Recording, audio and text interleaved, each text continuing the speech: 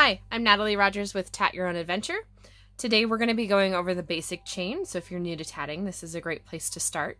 I do recommend starting with 2 different colors of thread, and in a larger size. The thread I'm using is a size 3, and I highly recommend it for beginning, because you can see your work, you can see the flip, you can see what you're doing. So this is a shuttle video for the basic chain. So the first thing I'm going to do is I'm just tying a basic knot to secure those 2 threads together, because this is my practice thread, so I'm not worried about hiding in ends at this point.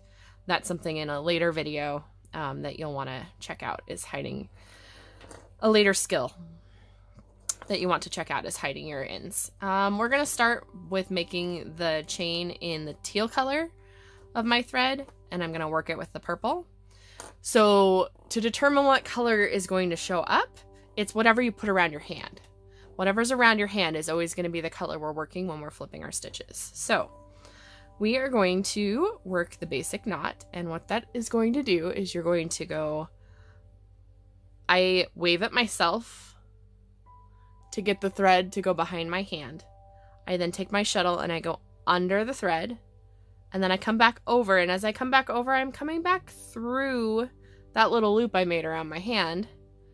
That is the first half of the stitch before it's flipped. Once we flip it, this purple loop is now going to switch over to being a teal loop. So what I'm doing is I'm loosening the tension on my hand that's holding the thread around, so my left hand here, and I am tightening the tension on my right hand, or as other members of my guild have said, punching the person across from me, because that tightens with my shuttle, that tightens that hand. And do you see how now the teal is looped around the purple? So then I slide that down to where I made my knot. So that's the first half of the stitch. Okay, the second half starts with going over and then under. And again, you always have to go through the loop of your thread. In this case, I didn't have to wave first because it's going to be on the downside, and that's where I need it. So I went over. Okay, then I'm going to transfer. So I'm going to punch across for me, loosen with the other, and you see how that switches the knot over. So now the knot is in the teal, and I can slide that down. Okay, so we're going to repeat that process. I'm going to zoom out, I think, so that you can see this a little bit better. Here we go. So I'm going to wave at myself to get the thread across the back of my hand. Then I'm going to take my shuttle and go under the thread. And then I'm going to take my shuttle and come back over the thread, and it's coming back through this loop that I had made. The purple is around the teal. Then I'm going to tighten the purple, loosen the teal, and that's going to transfer it. Once it's transferred, I can slide it down. That's the first half of the stitch. The second half, I'm going to go over the teal thread, come back under. It's still going through that loop that I have hanging down with the purple. I've got the purple loop now, it's just wrapped around. And what I want to do again is push it forward, slide it down. Okay, and I realized that I didn't really talk about the setup of my hands, so let me do that now. So before we do a couple more stitches as practice, I'm going to set this down, I'm going to take it off my hand, pick it back up. So if you tied that beginning knot, you're then going to take the color you want your chain to be, and you're going to place it over your hand and then tension it lightly around your pinky. You don't want to tighten this too bad or too tight, or you're going to end up starting to change your finger colors. So just kind of some loose wraps, enough that if you tug with your fingers here, it's not going to just slide. Okay, this is called the crocheter's hold, the hold that I'm holding. This is the one that's most comfortable for me, but there are other holds. So let me show you the traditional hold. The traditional hold, instead of pinching between your middle finger and your thumb, pinches between your pointer finger and your thumb. So I pinch the knot between my pointer finger and thumb. I then use my other 3 fingers to spread. I spread my other 3 fingers and I wrap around the pinky again. And these fingers then work as my tensioning. Okay, so this is the traditional hold. For me, that cramps up my hand, but a lot of tatters find this very comfortable, and this is the hold that they do. So you're more than welcome to that. I'm going to switch back over to the crocheter's hold. Again, it's just a matter of which finger's pinching. So instead of the pointer pinching, I'm going to pinch with my middle finger. And that's going to make my pointer finger my main tensioning finger. And for me, since crochet is kind of where I came from in the fiber art world before I found tatting, this is the most comfortable way for me to tension because I'm very used to this finger controlling my tension as I crochet. So it feels natural for me to control it the same way when I tat. So that's the hold. We will again go over the stitches here. So to start the stitch, I'm going to wave at myself to put that thread behind my hand. I'm going to go under, back over. Because it's behind my hand, I already have that loop nice there. And there we go. There's the first half. It's not flipped yet, so then we're going to tension the purple, loosen the teal. That gives us the teal. It flips over, gives us the teal, slide the teal down. Second half, over and under. There's that natural loop that just hangs down there. I need to switch from purple to teal, so I tighten the purple, I loosen the teal, and I slide it down. Okay, if you don't want to wave at yourself at the beginning of this, you don't have to. You would be going under with the shuttle, and then you're going to have to come back over and down through this loop that just naturally hangs down. So it just saves you a step if you wave at yourself, or it puts the step in a different spot, really. And then again, you're going to tension with the purple, loosen with the teal, so the teal can come down.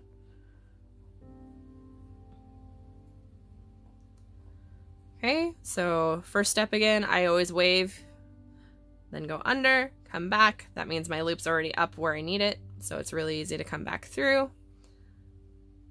Tighten tension here, loosen tension there to get the flip, slide it back down. Okay. And there. Okay, so let's do 3 more of those and then I'll show you how to do a picot. So first half, second half goes over under, slides it down after it's been flipped. So that's 1. First half again, I wave at myself, just gets the thread behind my hand. Go under the thread, come back over the thread through that loop that's around my hand because I waved at myself, and then tighten the one side, loosen the other, slide it down. Okay, and then over, under, through that loop, tighten, slide it back down. Okay, I'm gonna zoom back in on this. And do 1 more stitch before I show you a picot. Okay, so again, wave at myself, go under, come back through this loop that was around my hand, tighten the purple, loosen the teal. Okay, and you can pull pretty tight to get it to flip, and then slide that down. Second half is over, under, through that natural loop that just hangs down. Then I'm going to tension my purple, loosen my teal, slide it down. Okay, so in order to do a picot, picot is just a fancy name for space between stitches. So picots are formed by leaving space between stitches. So you figured out how to do a stitch. You may have accidentally done some picots. Let me show you how. So here's a picot. We're gonna again wave at ourselves, go under and over through that loop, tension the purple, loosen the teal so that it transfers, and instead of sliding it all the way down to the last one, I'm gonna leave some space. Okay, I'm just gonna hold that in my pinch for a second and do the second half, over, under, flip, slide it down. Okay, I'm tightening that knot here, and there's this gap here. What I then do is slide that knot down to the last knot, and you see we've got this picot. Okay, so the picot was formed by the bare thread that I left between forming this knot and forming this knot, and then it just slides down next to it, and you've got picots. Okay? Don't fret if the flip does not come natural. I have been tatting since 2012, so it probably looks smoother than it will when you start out, and that's totally okay. You're beginning. Allow yourself some leeway, some freedom to make it look ugly because you're trying it out. Mistakes are just evidence that you're trying something, the evidence that you're learning, okay? So I'm gonna do one more knot here. That'll put 3 knots between my last picot and the next picot I'm gonna make. So I'm gonna do one more knot. So again, I'm gonna wave at myself, go under the teal, back over the teal, through that natural loop I made with my hand by waving, tighten the purple, and you see how I kind of did a jerky motion? Again, that punching across from you really does help with, oh yeah, it's got to be pretty forceful to get that knot to flip. And then at least at the start, you'll eventually get into a motion where it's not as violent of a pull, but you'll figure it out. You'll figure out where it's comfortable. It's flipped, so I can slide it all the way down to its neighbor. Okay, I'm sliding it all the way down to its neighbor, so it's not going to have a picot. Then I'm going to go, I went over, under, through that natural loop that just hangs down. Purple's around right now. Tighten the purple, loosen the teal, slide it down to its neighbor. Okay. Picots can be made with any size. I can do, so I started the knot. I'm going to flip it. I'm going to slide it down. I could do a giant one. I could stop right here. That's quite a bit of space. And I can finish that knot by doing the second half, flipping it and sliding it down. And that's going to give me an even bigger picot than the last one I made. Okay. Picots are used as both decorative items on tatting. So, for example, my candy cane here. The picots are decorative on the outside. They're also used to join. So sometimes picots might be very tiny for joining in very small spots. Like the spot right here on the leg was actually joined directly to the chain as it worked down. It was joined between the first half and the second half of a stitch. So picots are both decorative and constructive in tatting patterns. So we make picots intentionally. You may make picots unintentionally as you're learning, and that's fine. It's not a mistake. It's just a picot. Maybe an unintended picot, but it's an actual part of tatting that you learn. So if you accidentally made picots before we walked through the steps of how to make picots, no worries. You just jumped to the second step before we got there. Okay, so I'm going to put 3 stitches between this picot and the next one. So I've already got one. That's the one that I made to finish off that picot. So for the second one, I'm going to again wave at myself, go under the thread and back over through that little loop I made around my hand. Then I'm going to tighten the purple and loosen the teal, slide that teal down. Second half is going to go over and under. Whoops. See, I dropped it before it could go through that loop, but that's okay. I can either see that it's still right here and come up through it, or I can just undo it so that I can repeat the step. I'm going to go over and under through that loop. I drop my tatting shuttles all the time, and I've been tatting for years. It's okay. As long as they're not unraveling on you like crazy, it's really not that bad. It just happens. So you either unhook until you realize where you were, or you untangle it until it's back to where you were to restart it. Okay, I just flipped it. There we go. I'm going to slide it down. I'm going to do one more. Wave at myself. Slide under, slide over through that loop. Flip my loop by tensioning the shuttle hand and loosening the one on my finger. And then slide it down. Second half goes over, then under through that natural loop. Again, tighten the purple, loosen the teal to slide it down. Or tighten the shuttle, loosen the fingers. Okay, you don't have to work with the same colors I'm working with. Okay, then I want to do a picot. I want this picot to be about the same size as the first picot that I made. So I'm again going to start the first half of that stitch. So I waved at myself. I went under the thread and back over. I've got that loop. The purple's now around the teal. I need to transfer, so I tug on the purple, loosen the teal. Then I am going to slide it down, but as I slide it down, I'm going to kind of grab with my shuttle tip, which could be a tip like this, or it could be a crochet hook. Either works. I'm going to kind of tug in here till it's up at about the same height of that first one. And then I'm going to come in to do the second half, so over, under, through that natural loop. Again, tighten with the purple, loosen with the teal, slide it down.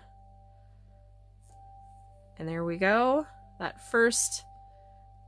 last picot I just did is similar in size to that first picot. Okay, if you're trying to get picots the same size, it's going to take some practice. You can either eyeball it like I just did. There are also tools that you can use called picot gauges that you can size your picots with, especially when you're working on a pattern that requires precision in picots. Like, they all need to be the exact same size. That's true or when you're working with like bare thread space, there's also a tool for that. When you want to leave about the same size. You can also make your own tools. Toothpicks work really well. Depending on the size you need, there's all sorts of things you can use. Basically anything that you can lay. So like I could use this paper clip if I wanted to. And the way that works is any kind of distance tool, basically. I could lay that across. So let me put this back on my hand. Okay. I'm going to lay it across my shuttle thread. And I'm going to start my stitch. So wave it myself, go under and back over. And I'm bringing it across the front of this paper clip and pulling it tight. So the stitch is forming at the other side of the paper clip. And then doing the second half, bringing it over, and then I can pull the paper clip out, slide it up, and that picot was this width cut in half because when it folds up, it's sideways that way. If I wanted it to be this tall, I could instead hold it, here, I'll show you. So that was half the width of the paper clip that I went around. If I wanted it to be as tall as the paper clip, I would instead hold the paper clip in my clip this way and make my stitch. That was the first half of the stitch. I'm gonna do the second half and bring it down. And as you can see, that picot goes up this side and down the other, so it is the height of the paper clip. And you can see how that is a different height than the first one. So the first one was half this height, and this is the second one. So that's a way you can use tools. So you can get picot sets that are various widths. I have one that I'll show in another video. I don't have it handy right now. Really right now, you're not worried about making them all even. We're practicing. Okay, if you want to practice with the tool, great. A handy thing you can do is if you have a pencil handy, you can use that. Anything that's round or flat and small, you don't want to get too big. Like I don't want to make a picot that's the width of my ruler. I might make one, sorry, that's the length of my ruler. I might decide I need one that's the width of my ruler or half the width, and that's fine. I could use a ruler and lay that flat. But laying out 12 inches, probably not going to be super useful for me unless I really, really need an extremely large picot. That would be a very large picot.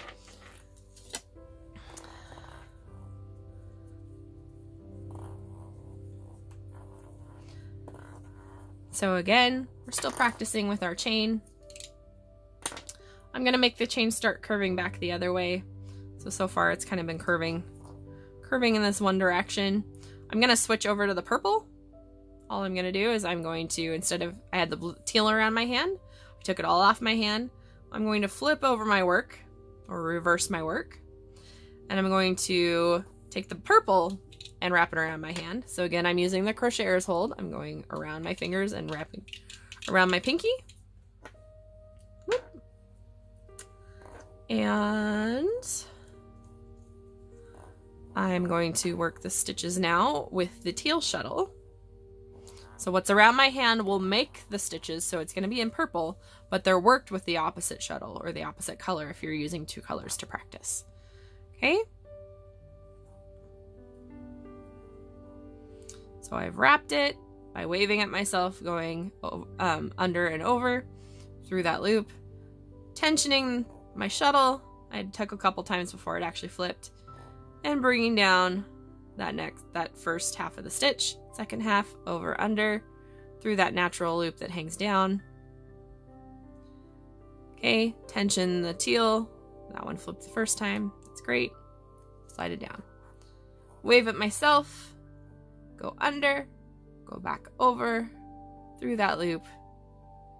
Tension by tugging or punching across from me. Sliding down that purple. That's the first half. Second half. Over, under. Again, tensioning. Sliding it down.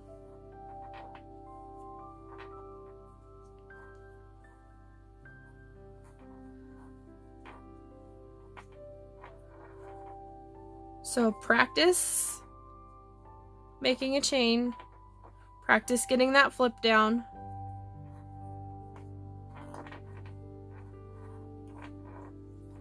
And then join me in the next video for working with rings.